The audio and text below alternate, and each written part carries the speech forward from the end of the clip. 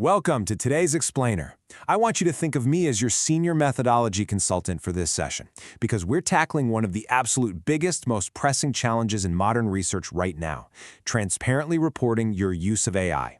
Look, we're going to take those tools you're probably using behind closed doors, that secretive black box, and we're going to turn them into a completely transparent glass box, one that peer reviewers won't just accept, but will actually really respect. So let's be honest for a second here. Are you feeling maybe a little bit of anxiety about admitting just how much heavy lifting AI actually did in your last literature review? I mean, maybe you used ChatGPT to refine those massive search strings, or you had Claude extract hundreds of data points for you. But when it finally came time to write the methodology section, did you kind of sweat over how much to reveal? We've all been there, terrified that reviewer 2 might completely tear apart our rigor if they knew a machine did the initial sweep. Well, if that sounds familiar, you are definitely not alone. But here's the core theme of our coaching session today. Transparency builds trust. It really does. The great irony of research in the AI era is that being brutally, totally honest about your automation actually makes your methodology look so much stronger. It proves to the community that you understand the limitations of your tools and that you took active, professional steps to verify their work. All right, so here's our roadmap. 1. The AI transparency dilemma. 2. Frameworks and PRISMA-S standards. 3. Documenting the research lifecycle. 4. Avoiding common reporting gaps. And 5. Creating reproducibility packages. Let's get right into it. Okay, kicking things off with Section 1, the AI transparency dilemma. Let's talk about the elephant in the research room. The real answer to why we use AI is scale and efficiency, right? Just imagine this incredible case study. A climate research team had to scan 10,000 papers for really specific methodology details just to build a meta-analysis. So they unleashed an AI on it, and it identified 340 relevant studies in just a matter of hours. For a human graduate student, that is literally an entire semester of grueling, eye-straining work. We have to rely on AI because it accelerates scientific discovery so effectively. But that incredible speed brings a massive transparency dilemma. Look at the difference here. Vague reporting, like just saying AI was used to screen papers, is a massive red flag for reviewers. It immediately creates doubt, because how does the reader know your AI didn't just hallucinate a fake citation or completely fabricate a key statistic out of thin air? You have to prove it didn't. Transparent reporting does exactly that. By stating something specific like Distiller SR version 4.2 was calibrated to achieve an inter-rater reliability of kappa equals 0.78, you aren't just admitting you used AI, you're mathematically proving rigorous validation. Moving right along to Section 2, Frameworks and PRISMA-S standards. How do we systematically achieve that level of detail? Now, you're likely already familiar with the standard PRISMA checklist for systematic reviews, but you really need to know about PRISMA-S. Published in 2021, this is an extension that explicitly addresses the reporting of literature searching, and crucially, it fully embraces the transparent use of AI tools. PRISMA-S is basically your gold standard right now because it establishes that AI is a perfectly legitimate form of search assistance, as long as it's properly applied and thoroughly documented. So think of this as your quick go-to checklist for evaluating task risk versus AI capability.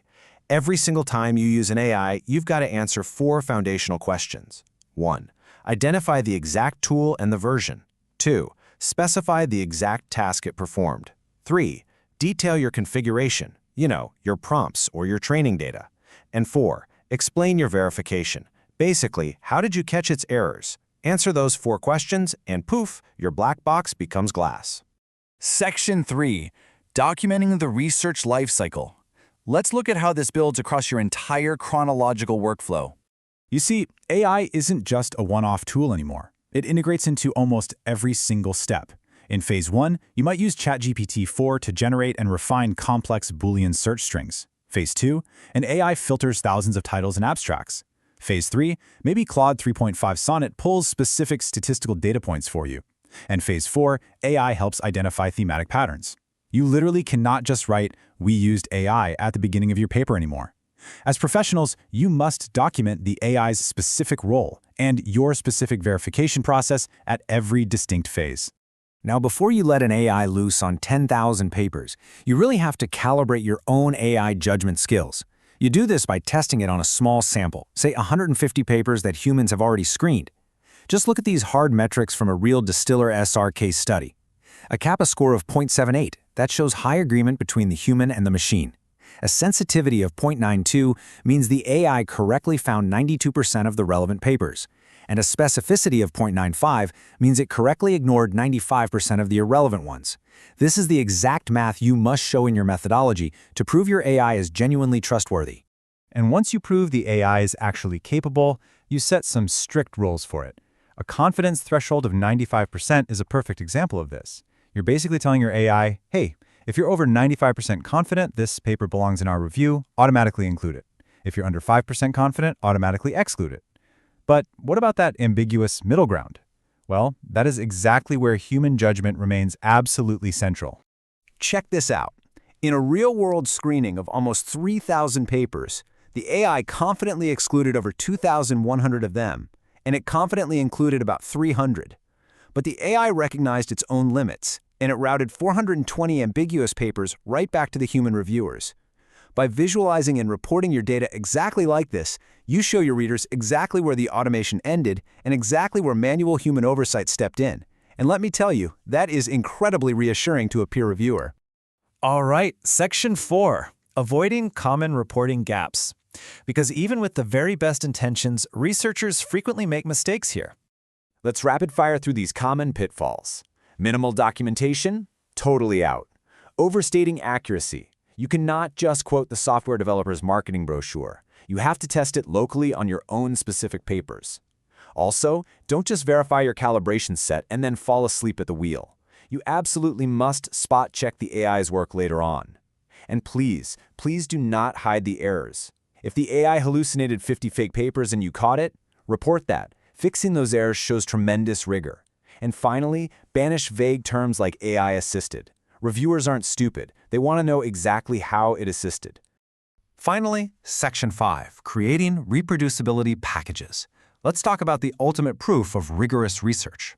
If you really want to put your methodology in a glass box, you build a reproducibility package for your supplementary materials or appendices. This is the whole shebang. It must contain your sanitized AI prompts, obviously stripping out any sensitive or private data first. It needs to list your exact configuration parameters and model versions.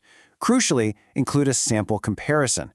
Show, say, 10 papers with what the AI extracted side by side with your human manual corrections. Hand over your complete error analysis. It's just like back in high school math class. Show your work. This allows the scientific community to actually verify and replicate your methodology for themselves. So I want to leave you with this provocative thought to challenge your current workflows. Based on the methodology section you just wrote for your last paper, could a reader replicate your entire systematic review without having to ask you a single question? If the answer is no, your AI is still stuck in a black box. But by embracing PRISMA-S, logging your prompts, and boldly publishing your error rates, you can step into the future of research with absolute, unquestionable credibility. Thanks so much for joining me on this explainer, and hey, good luck with your next review.